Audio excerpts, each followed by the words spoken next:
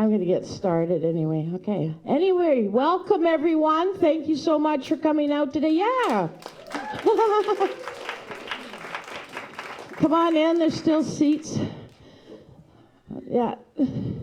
So, just to give you an idea of what's going to happen today, this show is called Boomers, Zoomers, and Seniors Angst. And also, these people on the stage just met today for the first time in real life. Oh, go to the other door. One person, who were named unnamed, but Belinda said, I thought everybody'd be taller. And it's funny because, like I say, we've been meeting on Zoom for 5 weeks and going through our stories. And the stories have come from their true life experiences. They've come from their actual diaries or journals, if they happen to still keep them. Or what has happened is What has happened is they've made a memory of episodes in their life and put it all together. Too loud? What's going on here? Okay. Let's do that. Bit obvious. When you're no, thank you. Okay, better? Is that better? And I have a big voice, so yeah. Well, we got most people in the front, so let's hope everybody's a little. That's better. Good. All right. Now where the hell was I? Way to go. Well, what I was saying is they were actually reading from their actual journals or their diaries, or they put the story together from some collections of their memories. So, but everything is truthful. And what is also truthful is a lot of stuff got left on the cutting room floor. So we learned a lot about each other over the 5 weeks. Some of it won't hit the stage because, well, life. But there is some very edgy stories. There will be some swearing. There will be some crying. She's like, yeah, I'm in. Nothing like sitting in the front row for a swearing show. I like you. Let me give you my comedy card after. But it's been a blast. It's been just an absolute blast. And I will tell you also thank you to Shelley again for allowing me to, and Hannah both, they're like, hey, why don't you make a proposal? We can do another program, blah, blah, blah. I'm like, how about this? So they were really, great in letting me do this program because I've done a lot of programs here, but I always just kind of like to push the boundary. We did have a lot of sign-ups also for this program. And we had to kind of narrow it down, and because we need the commitment of being with us for the whole term and then coming to the showcase. So we capped it at 5, but you can see we're over that anyway. No, just kidding. But it's been a blast. So with no further ado, I'm going to start off the show by reading from my journal, which I warned my class is the biggest friggin' journal in the universe. But I started this, and it says right at the front, private, please ask permission to read. If I'm not able to give permission, please give this to my children, because my son will throw it in the garbage and my daughter will want to read it. So here we go, December 27th, 2000. This is always a nice time to start a new journal. When the year is ending, a new year is about to begin. It's wonderful.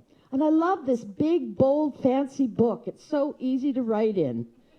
My house looks so nice. The candles are burning. The trees are lit. The mantle is decorated. My friends were just over. We played some cards, laughed, and had a good time. Actually, it's December 28th because it's after midnight and I haven't gone to bed yet. The dishwasher is slapping away, making some really weird noises. I think it's washing things, but I'm not really sure. My tree has bears on it and my Zim decorations. I have no idea what those are. And some icicles. It's very pretty, different from other years, but it looks great. This is my second Christmas here in this location. When I moved here last year, I moved here with a box of Christmas decorations and a bed. That's all I had, but I just moved in. All the neighbors thought it was another show home. I think it's easier to write on this page rather than that page because it's too bulky. So now I'm tired and I want to write nothing. I don't want to write anything more, so I'll leave it till tomorrow. So that was page 1. Actually, it's a lot easier to write in this book this way. Go figure. Tonight we have volleyball. That always keeps me busy and keeps me from sitting around. I used to play ball with the season, but the men are most annoying, no matter what age they are. My dog Sparky needs a haircut and probably needs nails clipped. I must take him in. He is such a cute little guy and such a good little buddy. There's chimes ringing outside my bedroom window. I don't know where they're coming from. Oh, now there's a fireside siren. That could be dangerous. I hope it's not coming to my house. And then we'll go on to the next one. I just did bits and pieces, by the way, as you can tell. Siren turned out to be nothing. I think. I don't know. Anyway, okay. April the 1st. I have a secret desire to do stand-up comedy on stage at laugh lines or punch lines. Although I love to make people laugh and seem to be good at it, I have a fear of taking this risk. There's a course at Langara starting in May. My excuses are no car, buses are awful, and I'm a chicken. I remember when I took my creative writing course, I hated reading my stuff in front of people. And look at me now. May 22nd, 02. Oh my God, I can't believe some of the shit I write in this book. I'm no longer worried about food incidents. I just feel great the way I am. I eat properly for me, and I eat junk food when I want to. And I did the stand-up thing 3 times now. And tomorrow I'll be on stage at Laugh Lines. Yoo-hoo! I'm actually quite nervous. I only have 5 minutes, so I want to be good. I have a lot of stuff written, but I still want to try some other stuff. But I'm not sure how to do it without my cheat sheet. I like to do things from my memory, but sometimes I just completely blank out.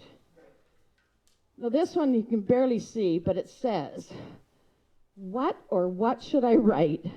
I was going to look back on my previous writings, but I'll do that later. I'm waking very early these days. Some say it's menopause thing, but I don't know why it's menopause when it's all just kind of weird.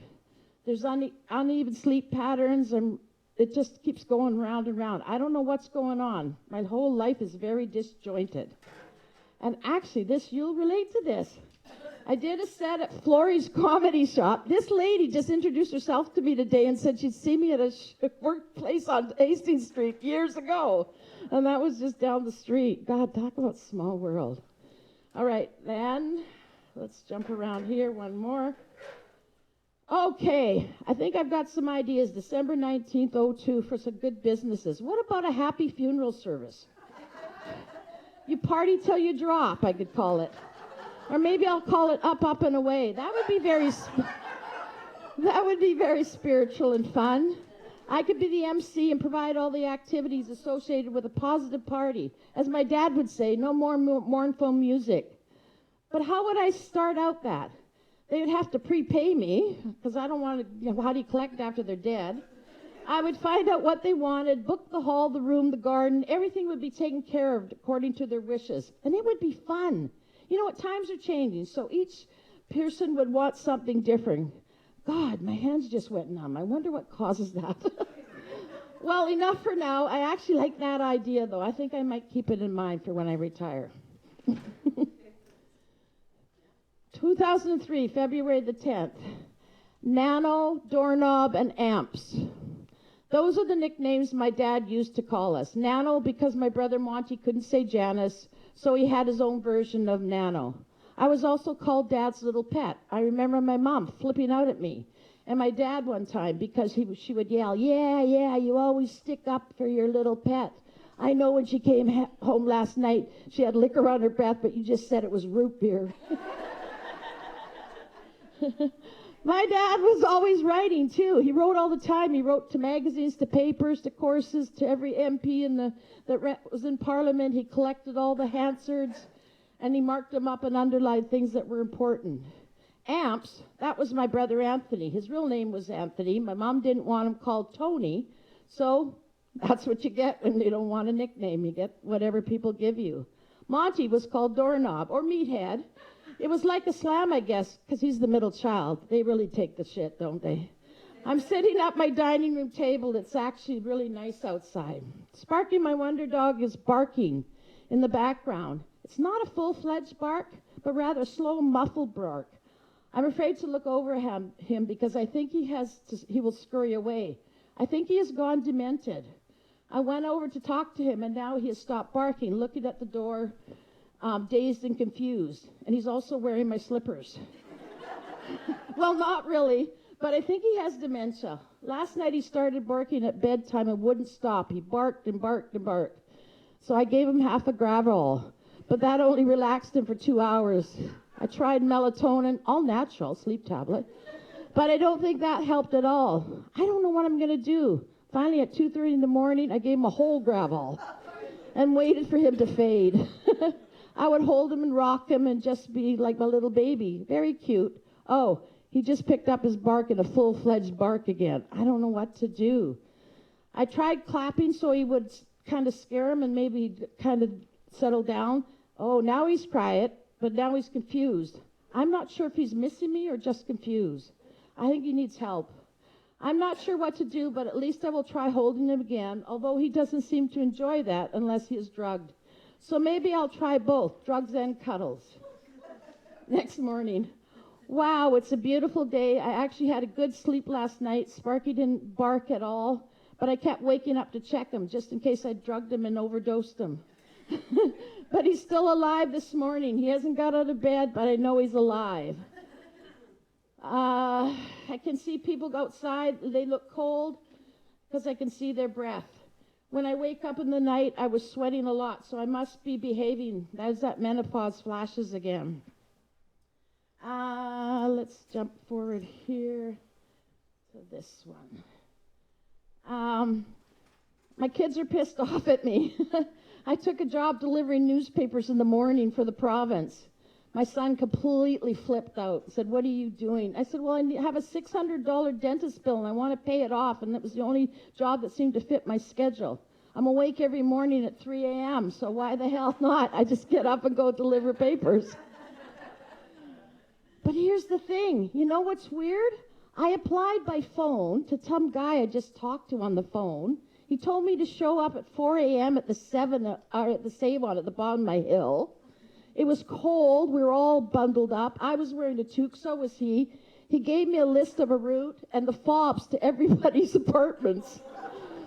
So off I went with a load of province papers in my car. He had no idea who he was, and everybody's always worried about their security in their buildings. And here I have the fobs to everybody's apartments in New Westminster. And then lastly, we'll go over here. October 21st, 2011. Woohoo, it's my birthday. When I wasn't this age, I thought it was really old, but not so much anymore. I have started to get the aches and pains. My hands get, knuckles get sore, my legs get tired, and I have to stretch them out. And I try to walk every morning with my new dog, Ziggy, because my other dog died. I had to put him down. Sad. I had him since he was 6 months old. I walked around the block at the big Queens Avenue Hill. This is my cardio. I seem to be crying a little bit.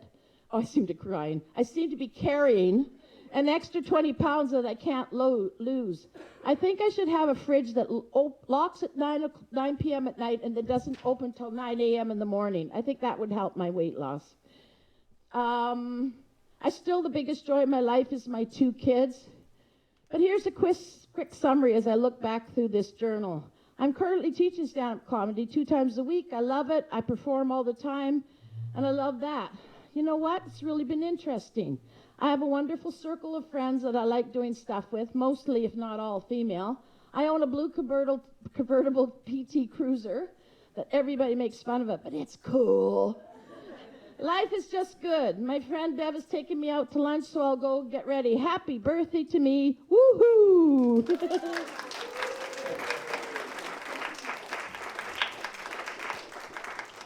There was a lot in between, too. I'm going to introduce your first reader for the afternoon. Welcome to the stage, Linda Arato, reading her story, Meeting My Father.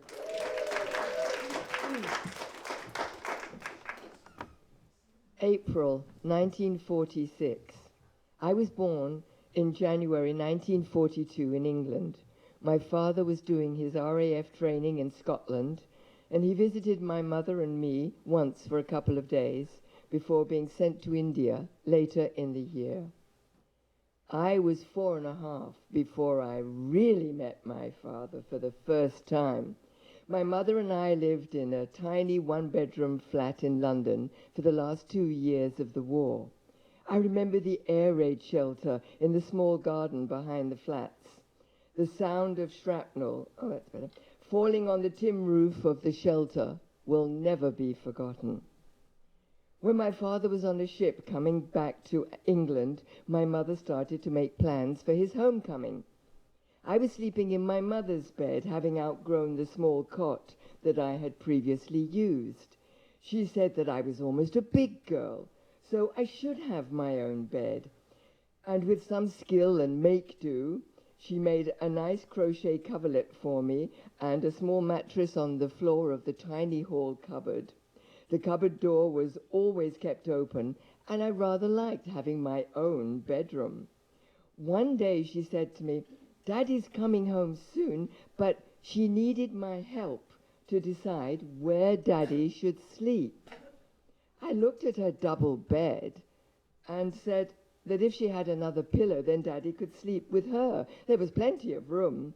She thought that was a very good idea, and she hugged me with tears in her eyes. Then came the day we went to meet my father. I had seen photographs of him in his uniform, but every man coming through the door of Waterloo Station was wearing RAF blue. "Is that Daddy?" I said. "Is this my Daddy?" Suddenly, a man was kissing my mother and hugging me. And I thought, this must be my Daddy. But it was strange, living with someone I really didn't know. He was patient and friendly, and he tried to make me feel at ease in his company. He'd brought me a lovely silver bracelet made of silver threepenny pieces and put together by the men in his unit, which I still wear. But we didn't have much time to get to know each other. I was going to school all day, and he was working 5 to 6 days a week. We went to see The Wizard of Oz. My father held my hand when the Wicked Witch of the West came on the screen, and her green face grew larger and larger, and I closed my eyes in fear. And this was the first film I ever saw. And it was the first time I felt a rapport between my father and me. He was a good and kind man, but I didn't feel close to him the way my mother and I were.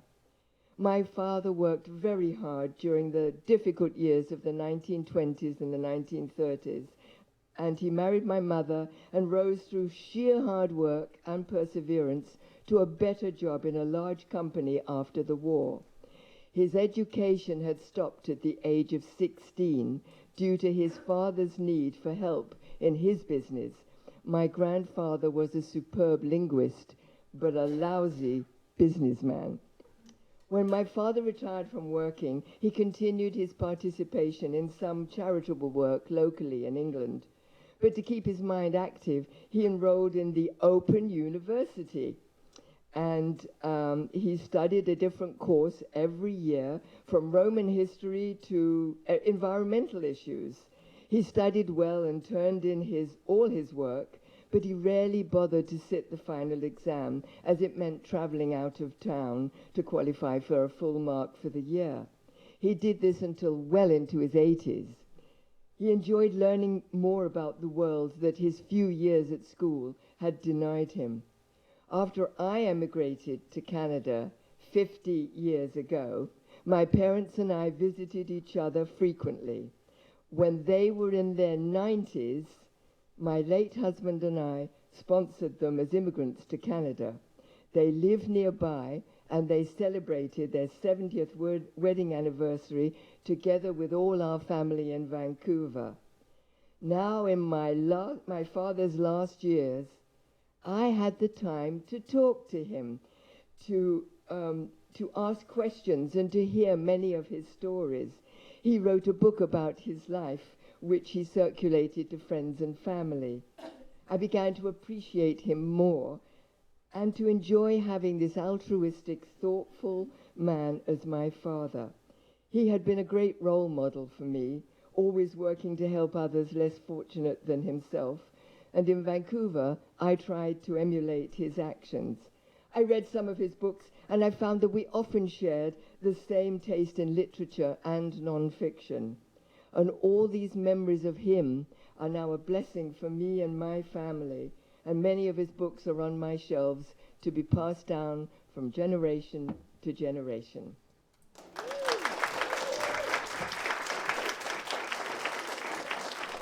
Thank you, Linda. Coming to the stage next, welcome Dolaine. Should I keep mostly everything? And mine is from memories. Yeah, I'll because just say, reading her story, How Green Am I? Sorry. That's okay, I forgot. Okay. August 1967. My mom, along with my sister Mona, signed up for the Dale Carnegie course. Step up to the mic. Oh, sorry. But her fear of stepping into her greatness was stronger, so she passed it over to me. I was so green.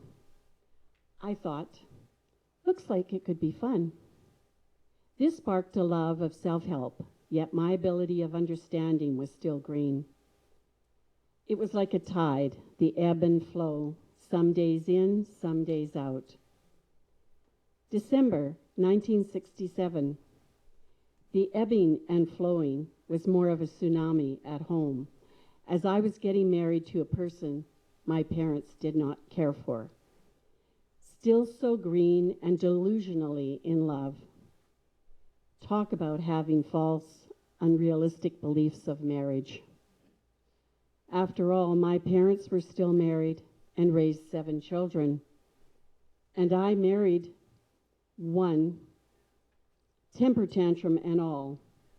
Oh, but he loves me. Whoops. December 31st, 1970. There I was, a huge belly ready to deliver, but not quite yet, but soon. We reluctantly went to a New Year's dance where I had a burst of energy and danced. Needless to say, in the early hours of the morning, we rushed to the Royal Columbian where our daughter made her debut. January 1st, 1971. Lying there after giving birth, I was euphoric and feeling like I was floating. But no, I was bleeding out. Thank God I had an angel of a nurse who was taking care of me, caught the mess and had me whisked into OR for a repair job. The young intern who delivered our precious daughter forgot to stitch me up. She was perhaps still green. February 2nd, 1982. The final tsunami hit and I was so done. When your child says, if you don't leave, I'm leaving. We actually had to run out of the house as my then husband started to threaten and scare us beyond belief. We ran to a neighbor's and called family and the police. My world turned upside down for a while, but I finally felt free. March 6th, 1988. Marry or adopt? What was I thinking? Looking for love is not the answer. Risk taker I was, so I married. I chose another, but much younger. It was short-lived. I was still green in the love department and still had a few years to go before realizing I need to love myself first. The learning curves of life, the highs and lows. Do I look at my timeline of life and see the achievements and perhaps some disappointments? Yes, I do, but I'm still learning. And as the old saying goes, when you're green, you grow, and when you're ripe, you rot. So here's to being green.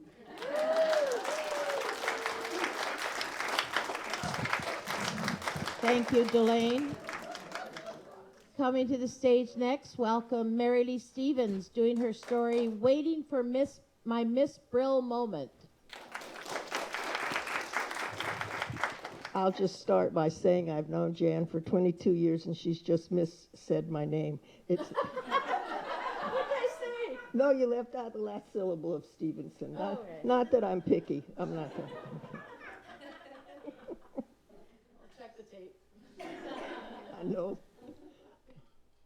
So I decided to take this class, Seniors Angst.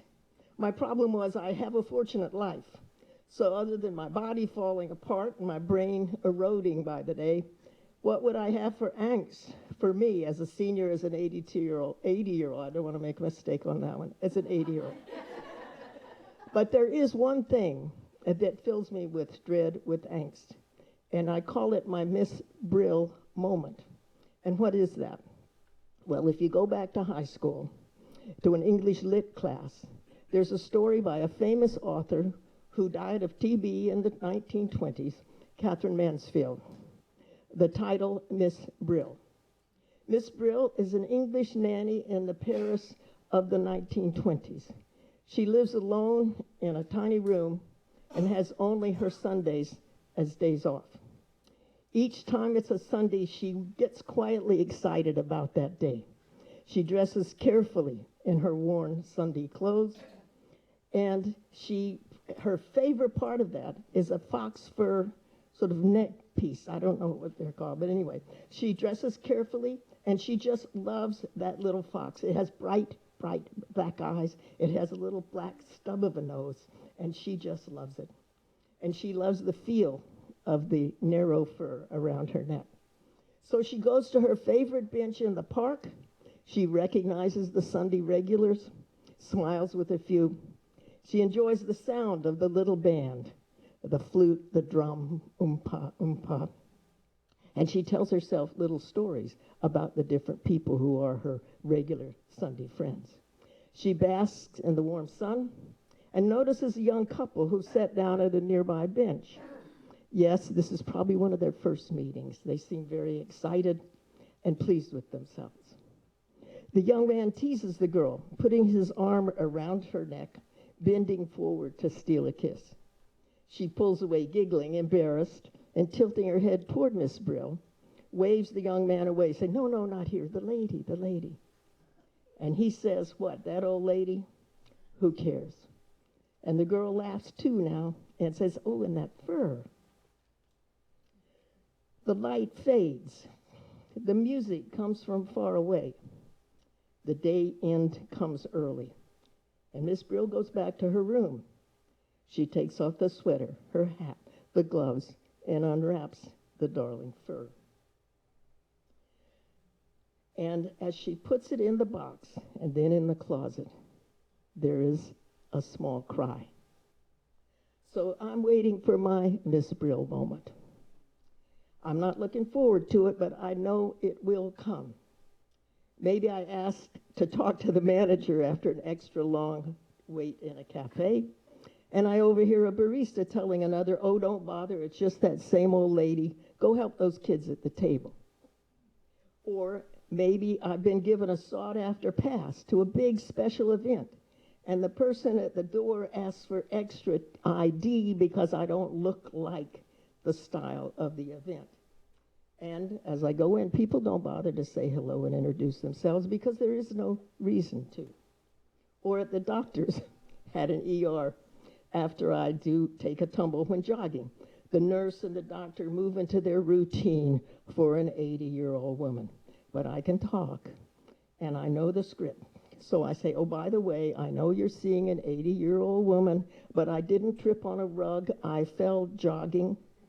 I do 2 or 3 miles a day most of the time." And I hear one of the nurses say to her swift change, saying, "She says she jogs, sure like I did a marathon yesterday myself." And these could be my Miss Brill moments, but how many will it take before I slip away from myself after all? How long before the angst I'm feeling becomes me? But I have a strategy, because I have this belief that people would like to have a smile from a charming person of ambiguous age and style and stage. They could well enjoy a brief chat, to be asked a question which they know they can answer. Why not?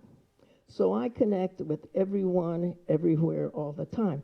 Yesterday, in a big box store, a young fellow, not yet 20, struggling a bit to read the English of the details on the box of Cheerios. I cannot resist. I make eye contact, I smile, and I say, "Those taste good, but they're all air." He's puzzled but curious. I say, "They don't just stick with you." I say, there's pause. I still have eye contact.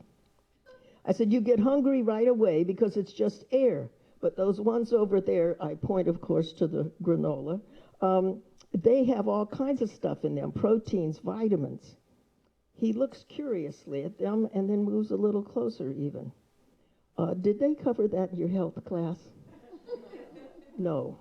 And I have to wonder if there are health classes these days, but I didn't want to ask him. I said, "It costs more, but do you do sports?" "Yes," he nods. "Well, that's the kind you want." "Oh, that's good to know," he says, and he thanks me. And I even do a little sort of mini fist pump on his arm. And then a few minutes later, we're in another aisle at the same time, and we wave to each other. Or there's a woman up the block. She's coming out of a grocery store and trying to wrangle what is clearly a new rollator or rollator. They're not called walkers with wheels anymore, okay? They've got their own name. And I realized that there's a part of it that seems to be missing. That sack for carrying groceries or dead bodies, given the size of some of them. So I asked her, "Does that kind have one of those baskets?" And she pauses for a moment and then says it does, but she doesn't know how to attach it. And I ask, "Is it the best kind?" "Yes," she says, "but the only thing that matters is brakes, brakes, brakes." So I say, "Thanks for the advice." And she rolls away beaming. This is her first chance to be an expert on rollators. It's a big moment. So these are not Miss Brill moments yet. I passed. I came across as legitimate, as credible, as worth hearing. But that's now. But what about tomorrow? What if a somewhat tilted body, a voice going gravelly, a step becoming hesitant, means that somehow we can't connect on the same bus or in the same aisle? Will I give up? Accept the unwelcome change, or tell myself that even a shrunken me is more than none? I must believe that. Surely living with angst is better than not living at all. And isn't that why we're here today? Thank you. Thank you, Marylee Stephenson. Coming to the stage next, welcome Corrine. Chepil. I know. Doing her story, Full Disclothe Her. Buckle up. Full disclosure. Finding my 1985 travel diary between week 2 and 3 of this class made me laugh hysterically, stirred stuff up, and definitely caused angst. What? Share this in public? Well, I'm going to. Because I don't think it's just my story, but other women's stories too. A young woman on a self-exploration and self-sexploration journey. It's not like I didn't see scenery, museums, and art galleries in Europe for all those 3 months. And excuse the pun, but those aren't the scenes I pulled out. At 21, I was young and foolish. Too much drinking, partying, and way too many hormones. Like some of you in your 20s? And I really wanted to be a hippie, but too young me missed out on all that free love stuff. So here's the version of free love that I got. The good, the bad, and the ugly. Warning, this story contains scenes of nudity, sexuality, and coarse language. Viewer discretion is advised. Oh, and since I might as well be naked up here, I'm definitely going to imagine you all naked. June 11th, 1985, London, England. It's been over 3 weeks, and it's about time I started writing in my tribal diary. At Paul's party, I was extremely hot for Ian, except he has a girlfriend. June 15th, at Paul's party after I finished with Ian, ... June 20th, heading to Amsterdam. This man came up to me on the boat. He was 47. Hans convinced me to stay in Brussels, and he treated me to mussels in Brussels. But then he expected me to be his mistress in Monte Carlo. I'm not into making love, his expression, to a man who's 25 years older than me. That same evening, another man, about 55 this time, propositioned me. Why the hell can't I attract younger men? June 26th. I'm staying at a nice place called Budget Hotel.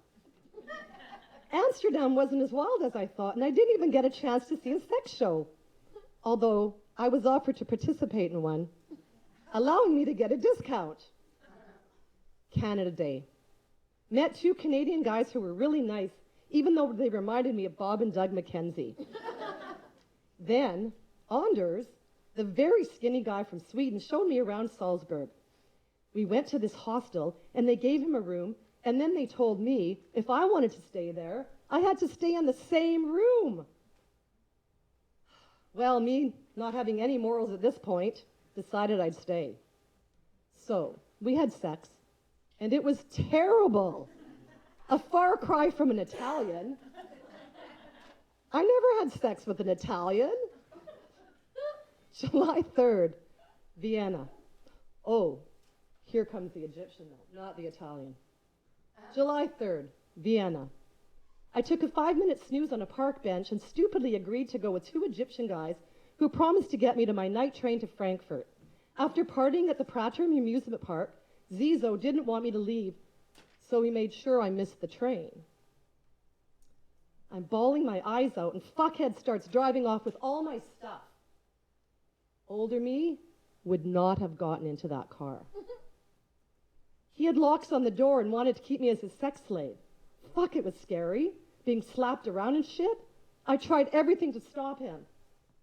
Finally, he fell for my great acting job, and I said, yes, please, fuck me, I really want this. Luckily, that scared him off. Fuck, I almost got raped. Again. My 60-year-old self is so proud of my younger self for getting herself out of that situation. July 15th. Tomorrow's my 22nd birthday, and I hope to make it to Athens in time to see my friend Tammy from high school. In Munich, after the Olympic Stadium, I saw Dachau, then drank lots of beer in the Hofbrauhaus. I stayed in a hotel with John and Martin. There was no sex between us, but I still remember the look from that woman at the front desk. July 31st. My birthday started out on a Yugoslavian train and it ended on a Greek beach getting laid by Yorgis. I can't remember getting laid, but I do remember sacrificing my really unsexy underwear to the Aegean Sea. August 2nd. Now we're in Eos, the party island. Went to Homer's Cafe, tried many interesting drinks, then later saw this really cute guy dancing by himself.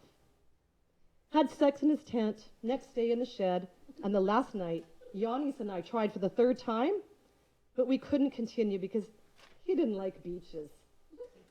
The audience and uncomfortableness was discouraging. I really miss Janice. He was sexy, cute, and nice. Why can't there be guys like him in Edmonton? August 7th.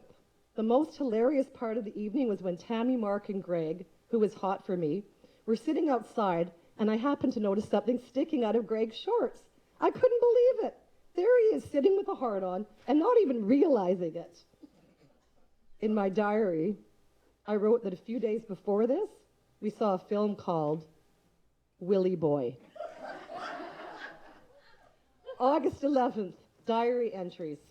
Greek men love rearranging their dick and balls and don't mind doing it in public, a sight I saw far too often. Tammy makes too much noise during sex, and the guy I was with, he's kind of rough with his techniques. I swear, guys should be taught in grade 9 health class that boobs are more sensitive than tires.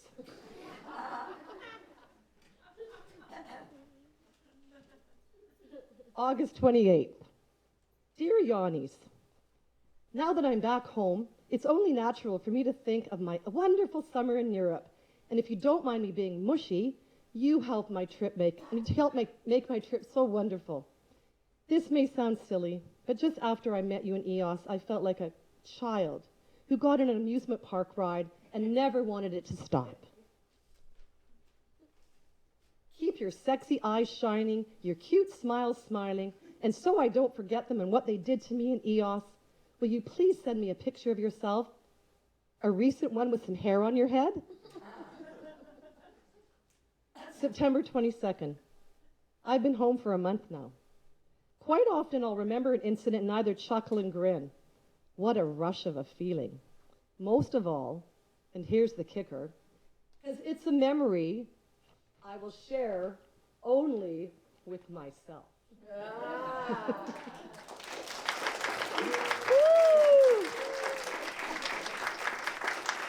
Thank you, Corrine. And it's wonderful watching the faces of you people in the audience. I can tell your histories all from those expressions.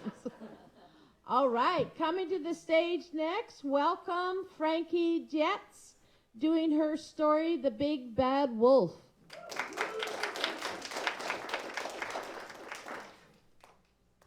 I'm going to take up all my time by just getting myself settled here. Ew. Okay. That's okay. Oh, You're good. yes.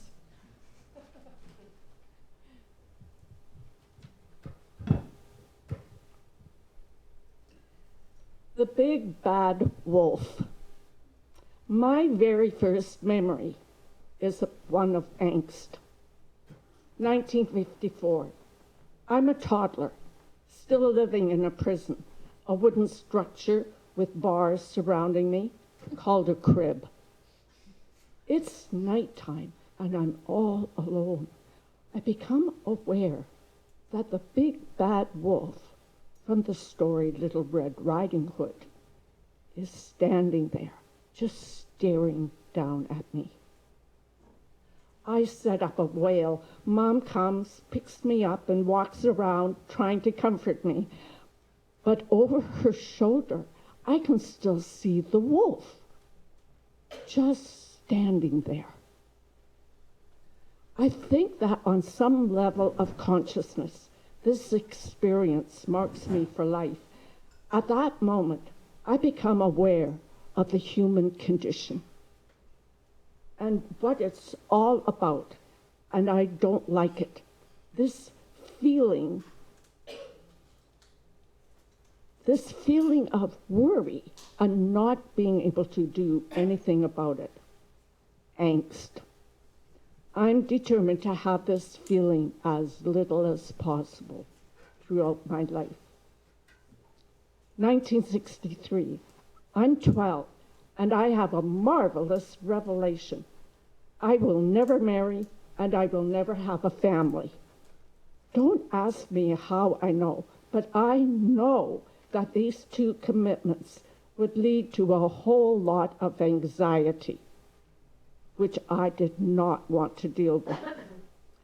Little do I know that I'm merely choosing to have some other alternate source for my life's angst. Life is pretty breezy and la-di-da. Things come easy to me. I work hard for all my accomplishments and playing piano and singing and acting and dancing and schoolwork and riding horses. Our parents, as is normal at the time, don't talk about sex. And at 13, when I start menstruation, Mom gives me a pamphlet-like book to read up all about it. I bet my younger sister, who is now 11, knows all about it. I'm so uninterested. I glance at the cover and go back to my other reading, The Black Stallion. 4 years later, and I'm 17, my 15-year-old sister teaches me about the birds and the bees. I'm absolutely horrified that this is how babies are made. I'm attracted to boys, but there is no way I want to do that. High school is over, and I want to become a veterinarian. This is 1970 to 1974. I love animals so much, but others decide for me that it would be much more practical and logical if I went to university to study music and singing performance.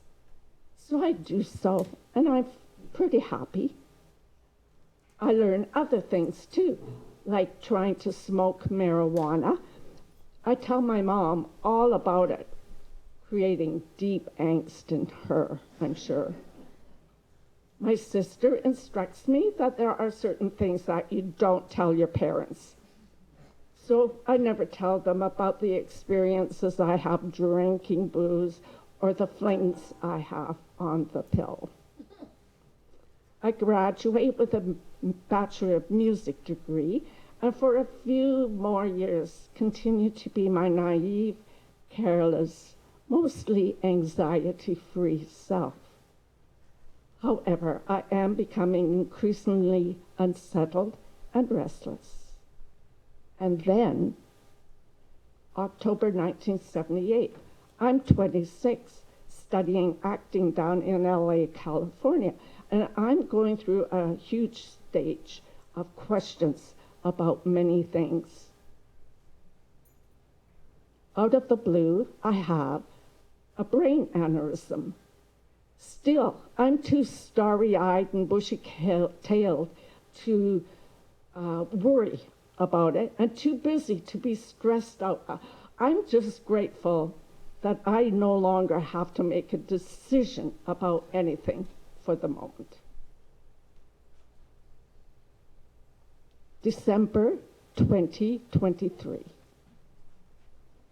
What a chore. I have to clear out my email accounts that have become overly cluttered with stuff I hate to delete. And I'm beginning to hate Facebook. I now get notifications when friends of mine respond to their friends' post. Shit, I don't even know these people. Why should I care? Because they might have something important to share. So bloody what? I don't have time for this. Well, make some time. It could be important, you know. Oh, shut up, brain. Who asked you anyway? But before I can even finish, my brain is off on another tangent. My tongue just cannot keep up with the brain anymore like it used to. It's a running joke. Oh, by the way, the big bad wolf is now my best friend. I don't know why he's a he, but he's a he. He could be a she or an it. Anyway, he's not such a terrible guy after all. He's just a trickster character. But I have to watch my step all the time. He will throw me into chaos, turmoil, stress, and angst at any chance he gets, just because he gets a kick out of watching how I might or might not handle it. But at least he's true blue, faithfully and totally constant.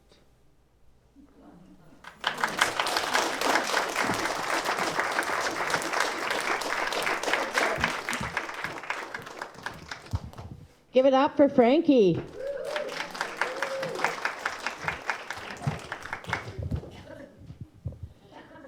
Coming to the stage next, welcome Rosemary Sojka doing her story Schulman.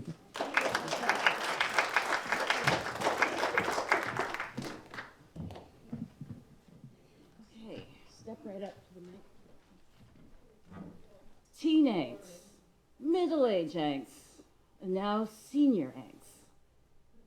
Now, one part of senior angst that I noticed that is different. Lower. How's that? Okay. One thing that is different in senior angst is dating, which brings me to this journal entry. June 13th, 2019. Jason Alex Schulman.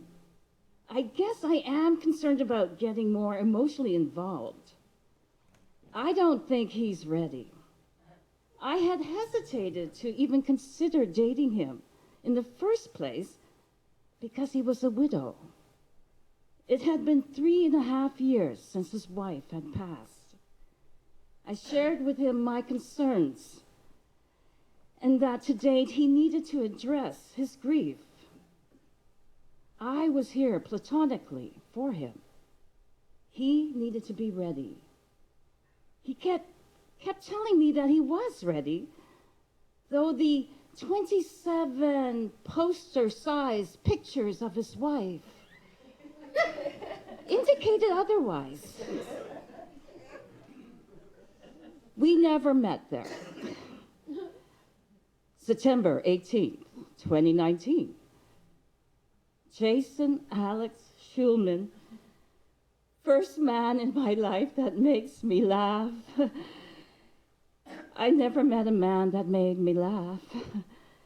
He actually listens to me too. Unbelievable. He's quite inquisitive, gentle, kind, strong, believes in community and family values. He has empathy. He is smart, polite, and grounded. His voice melts me. His kisses melts me too. Did I mention that he meditates? I feel safe. I feel like a 14-year-old, like I'm spell his name Schulman, Schulman. May 2020. He is so chill that I begin to wonder, is he lazy? He does not give compliments. No compliments at all. Not even one. Not that I'm needing validation. Just that, come on, one compliment? Not even a small one compliment? It would be greatly appreciated. Oh, no, okay, tell me, please, tell me. I could be wrong. Is this a compliment? He said being with me was comfortable, like a good old pair of old slippers. So, was that a compliment? I really do like him. He checks most of the boxes. Did the dough finally arrive? September 21st, 2020. Schulman and I are having a bit of a bumpy road here. I'm concerned about getting even more emotionally involved, as I sense he is not emotionally available. He really is not ready, despite of all of his protests. I cannot read him.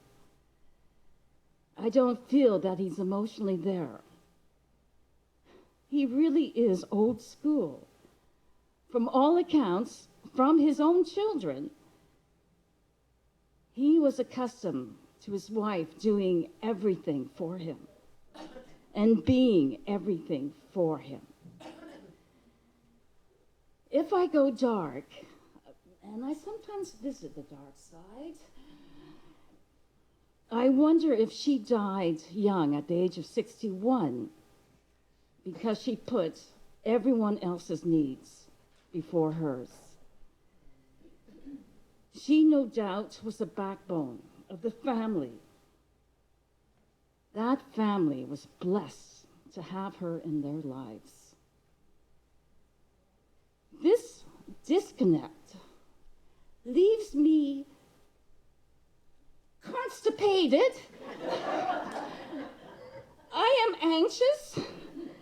I have never felt anxiety in a relationship before in my life. It's like there's 3 people in this relationship. Shulman, myself, and his wife. Her ghost floats all around. I do sense that she is wanting him to be with someone. I almost hear her voice saying, he needs someone to care for him. I wish Shulman would let me in, but beginning to realize he just can't. Sometimes it's not so much the baggage you bring forward, but it's the ghosts you struggle to leave behind. All I ever will be is a good old comfortable pair of slippers. Shulman.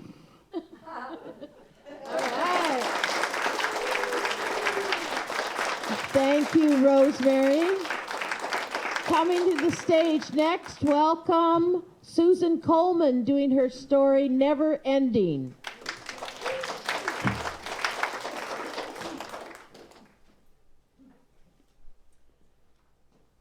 I remember that when I was a young child living on a farm in Saskatchewan, I had a period of time when I was afraid that I'd miss the school bus. Then when I was in high school, I never stopped perspiring. Living with my husband for over 30 years subjected me to a lot of uneasiness and strife. I learned to do what I could to try to prevent his reactions to many things. I was often in a state of tension, wondering what he would get mad about next and when. I tried controlling situations in order to manipulate for a calm environment. I didn't argue on issues that I knew would be a waste of time. I learned to say, "You're possibly right," just to prevent arguments.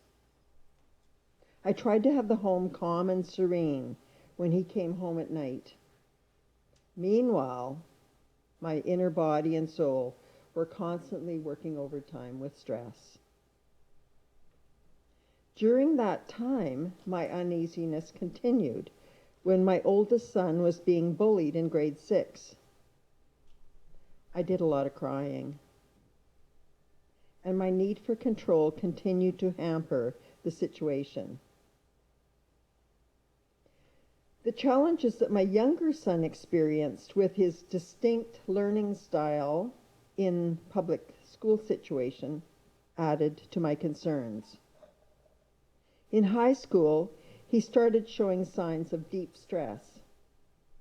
It was at that time that I started researching the subject of anxiety, and then realized that I had been burdened with anxiety myself throughout my life, unknowingly. In high school, he started self-medicating with alcohol and marijuana. This certainly continued to contribute to my own worry and fears. Robin started talking of suicide in his late teens. I took this seriously, and it really did amp up my fears. A psychologist friend of ours helped to get him to a counselor who he saw off and on for a few years. One day my friend Graham said to me, "You know, Susan, no matter what you do, he could still kill himself." That was actually a wonderful thing to hear to help me realize my powerlessness. 20 years ago, my husband started displaying new behaviors that went on for quite some time, until I finally realized that he was spending all of his time, energy, and money on prostitutes. My anxiety, fear, and sadness increased so much that antidepressants were prescribed. I was forced to separate, divorce, move to a new home. His debts affected me in so many ways, including my being sued by CIBC for a huge sum of money. Despite my fear, anxiety, and anger, I reached out for support and worked really, really hard to state my case at a hearing. I won that case, and my life carried on. Eventually, 3 years after my separation, I was on my feet enough to start looking for a partner. When I found someone who I really appreciated, my concerns showed up with lack of trust. It was a long challenge for me, and my perseverance, hard work, and my partner's patience got us through that. Over 5 years ago, my oldest son got brain cancer. Through that journey of lots of ups and downs, severe pressure was put on my body, mind, and soul. I put on extra weight. Witnessing my dying son's challenges was very heart-wrenching. Aaron died in 2020. Meanwhile, my younger son continued to put himself through a life of turbulence, and I was deeply affected and fearful through that time. After 20 years of talking suicide, he finally took his life this spring. I was shocked, yet not surprised, when the police announced in my living room one evening that my son Robin was dead. What really helped me deal with so many challenges through the years was praying. By a simple letter or talk to God and all my angels and archangels, I was able to pass all my concerns over. By letting them go, I was able to sleep better and find more joy in each day. That certainly helped lessen my anxieties. This fall, more angst cropped up when my landlord of 10 years wanted to increase my rent by 55%. Yes, I know he can't do that. And I will tell him that when I give my notice on January 1. You see, I just don't have fight in me anymore, and it's time to move on. My garden is a beautiful sanctuary that I cherish and enjoy, yet I often feel pressure to get back to water, to mow, and to harvest, when I'd rather be doing other things. I spend way too much time on the road between Vancouver and Ladner, and it's time to move in with my partner of 9 years. Still, there's anxiety of what to do with all my stuff, where I will put it, and concern at the logistics of it all. I've learned along my journey, though, through all my anxieties and fears, that tomorrow is a new day, and that everything will eventually work out. I do feel grateful for the challenges that have brought me to where I am today. As well, I appreciate all the possibilities yet to come, despite my fears that may come my way. Gratitude is an attitude I choose to embrace, and it certainly helps alleviate my anxiety.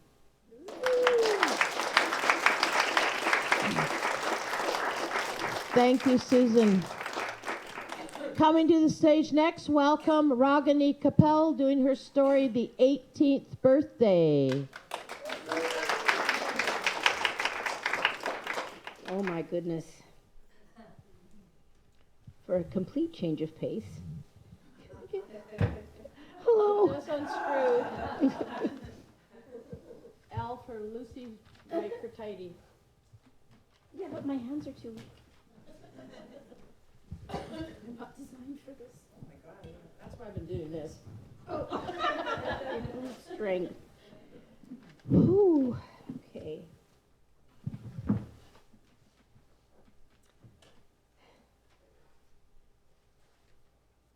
So I wasn't making it in school. My parents sent me to boarding school in England.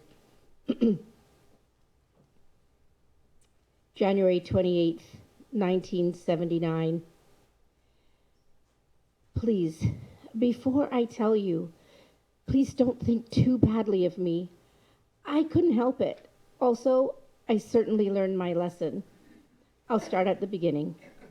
It was my 18th birthday, and I was looking forward to the party because, for one thing, my friends were all coming, and my guardians had told me that my parents would call. I hadn't heard their voices for months. When I got to the party, I was in the dining room in my ratty-tatty jeans, and my guardian said, in a voice that suggested that I didn't know anything, "You're not going in those, my dear. You'd better change." Well, that was one thing that made me mad. Then she said, "Oh, yeah, your dad sent a telegram. I forgot to tell you. The telegram was a message for my birthday and yours.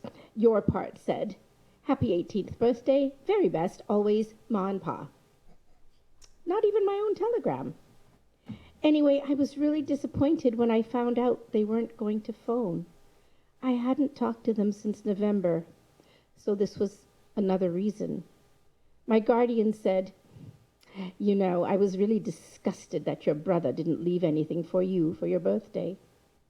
No matter what anyone says, he's still my brother, and what other people say about him hurts me." This was another reason. You know how I love stuffed animals? Well, my sister sent me one, and then I got another one from a friend, and my guardian said, "Oh, aren't you getting a bit old for toys?" Another reason.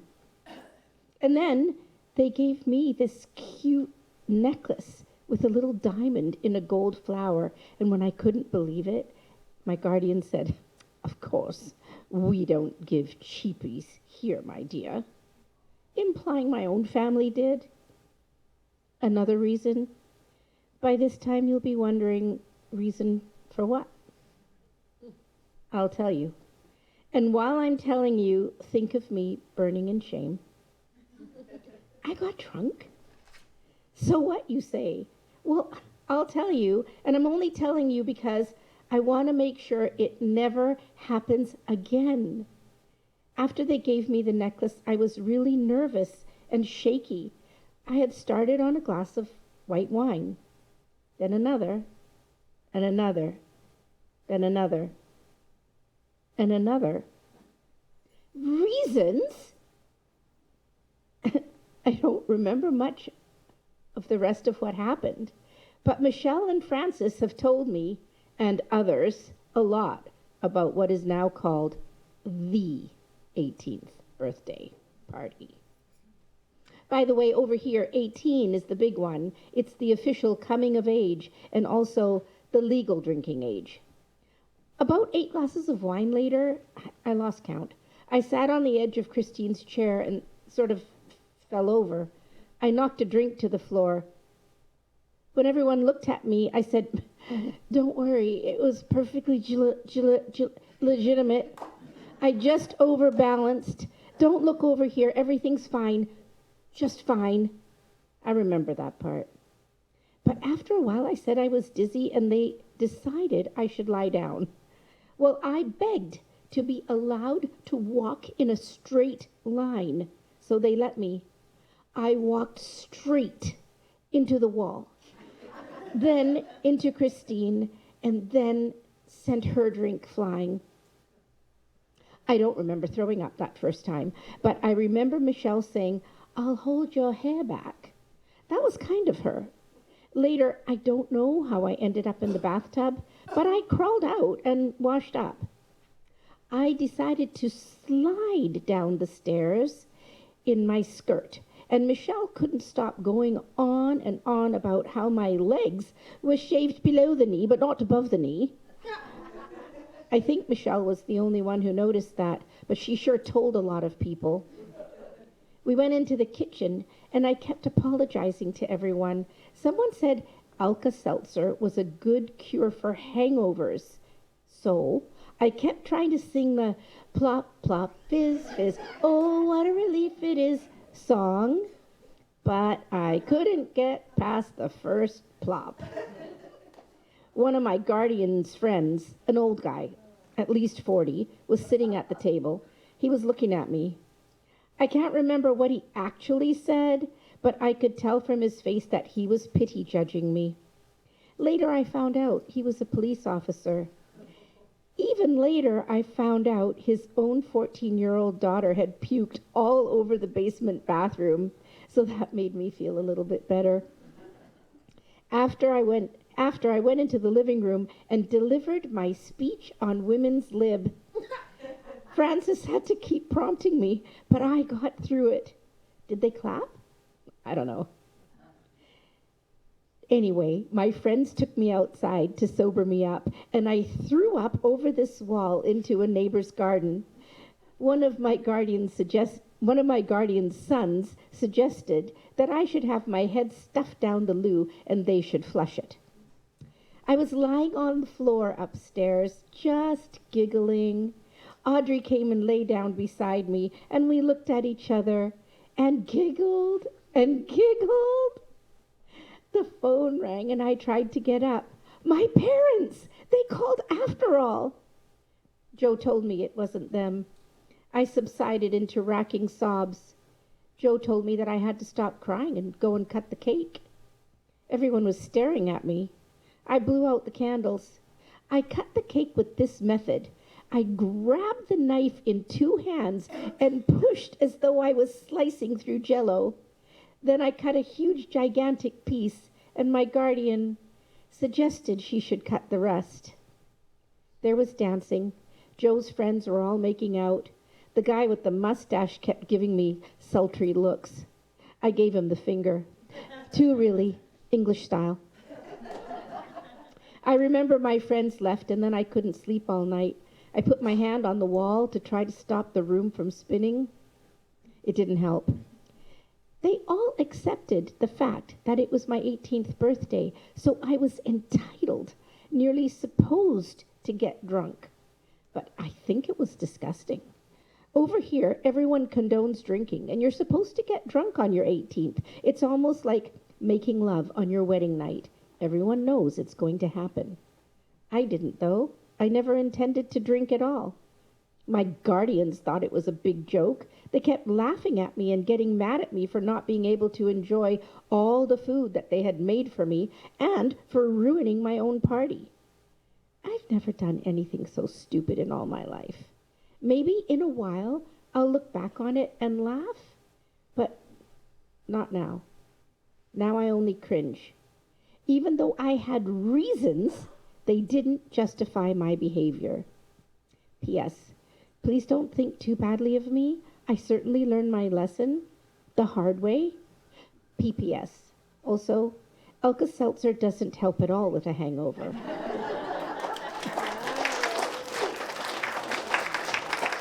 Thank you, Ragini.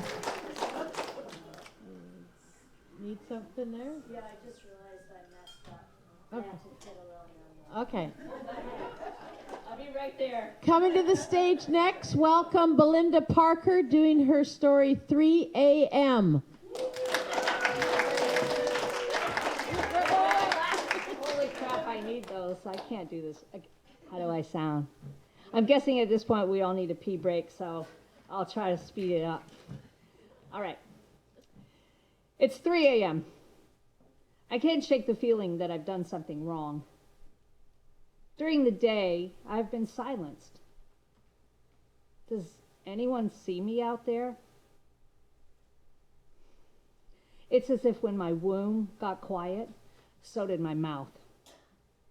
There seems to be no one in this world that cares about what I say. Maybe they're right. I don't have much to say. There are so many men and women that are smarter and wiser than me. Can I just drop your mic? Yeah, that would be so cool. Oh, wow, okay. I am shorter. Okay. I don't know where I was. Okay. There seems to be no one in this world that cares about what I say. Maybe they're right. I don't have much to say. There are so many men and women that are smarter and wiser than me. I guess that's it. I'll just hang out quietly and let the world pass me by. I guess I'm angry, but I have nothing to say. I have nothing to say. I have nothing to say. I have nothing to say. I wish I could turn off this light and fall asleep. I wish my husband would stop snoring. I wish my brain would quiet down. But I am part of the Night Brigade, the secret army of postmenopausal women. Armed in our nightgowns and robes, we solve the world's problems at 3 a.m. Or at least keep watch as lookouts while the generals get a little rest. Because at night, when the world is quiet, we wake up. I wake up. And sometimes I get angry. Angry at my 5 children who seem to think they were nothing but little angels growing up and refuse to get married and have their own children so I can get my revenge. That by 61, I stupidly thought I would be given a bit of a break on the judgment one gets about looks. That somehow my fantasy of being a sweet little old lady with a bit of cushion and laugh lines could be forgiven. But thanks to Jane Fonda, Lily Tomlin, and all the old rich bitches in Hollywood that keep acting, keep getting work done, keep doing heaven knows what, thanks to the trickle-down effect, I still have to frickin' work out, obsess about, or at least feel guilty about all my food choices, do a thorough skincare routine, buy the right shampoo, and somehow pretend to have a wild sex drive and be hot. And that brings me to body positivity. I call bullshit on that as well.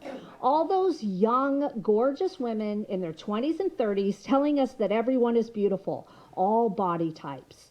Please, no one, and I mean no one, wants to see this postmenopausal mother of 5 naked.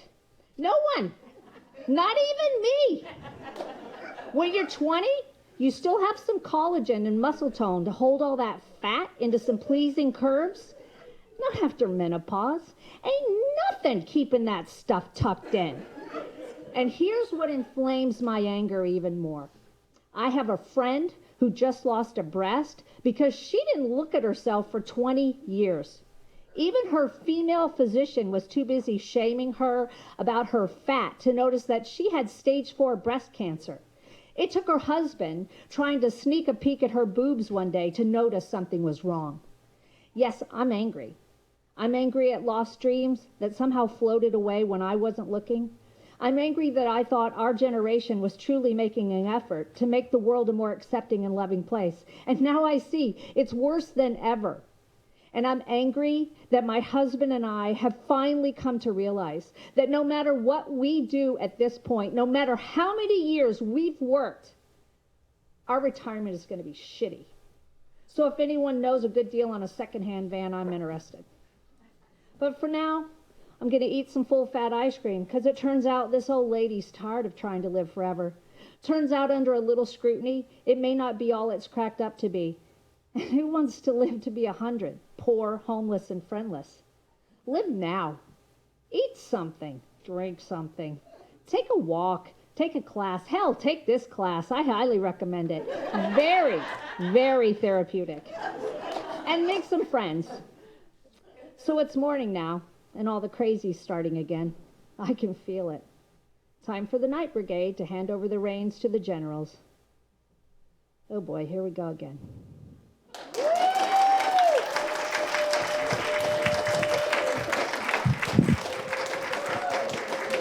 Thank you, Belinda. So I'd like to thank all of our storytellers today and you can give them another round of applause if you just wave as I call out your name. Thank you to Linda. Thank you to Dolaine. Thank you to Marylee. Thank you to Corrine. Thank you to Frankie. Thank you to Rosemary. Thank you to Susan. Thank you to Ragini. And thank you to Belinda. So, as you saw, we shared a lot of laughs. We shared some tears. It was a really fun roller coaster. I've loved doing the program. I don't know what's up and coming, but I'll see you in some other program somewhere. Again, I'd like to thank you, too, for putting your butts in those seats, because that's when it all comes to life for us, right? Just to take what we were doing in that on those little square screens and then bring them to life and to have your support. So thank you all for coming out. Thank you to my cameraman there. That's Daniel. He's a good help. He accepts tips. He has a little bag in front of him. And my name is Janice Bannister. If you are interested in programming, I do teach stand-up comedy and storytelling and various other things. My company is Laughter Zone 101, which is celebrating 20 years since I first walked on the stage. So, yeah, come and take some classes with me. If you want my card, you can also send feedback on the show. I hope you all enjoyed it. I loved watching your faces during the different stories, because you all relate to something in somebody's story, right? That's what storytelling's about, and Angst storytelling is a little bit even over the top. So, and the teens do it all the time. They take their journals and do Angst storytelling all over. So, thank you again very much for coming.